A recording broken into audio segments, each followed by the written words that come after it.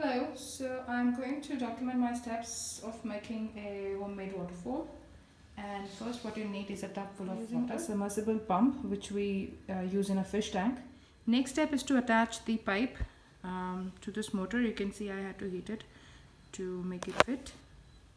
So next step is to set up the tank, and I'm using these earthen pots, some shells, some stones, and some sand, and some stones I bought from the pet store. They are meant for fish tank, but I'm going to use them in a waterfall. So for the next step of the project, I have made a hole here, and I have set up the tub a little, and now I'm going to figure out. So there are three levels. This is the bottom level, this is the second level, and this is the third level. I'm going to figure out how to make this stand one level above here. I'm probably going to use Coca-Cola bottle to give support, but let's see. So the next stage is to adjust the three levels onto the board, the tub, and I have stick this with the tub and this as well.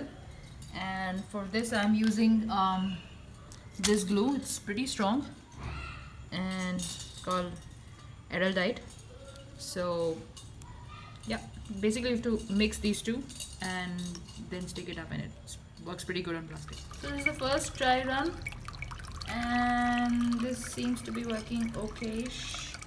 As you can see, there is a lot of support, and it's still not completely stable, and the water also looks murky, but I'm assuming the sand will settle down and the water will become clean.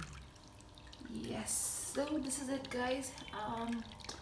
This is my homemade waterfall, and as you can see, I've had to make this bridge out of some marble tiles, and then adjust the pot on top of it.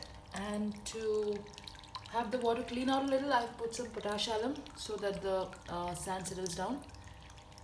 And yeah, right now I'm using this extension board, but I will clean it up. I will put the wire from somewhere in the back where it's not visible. And yes, that's it.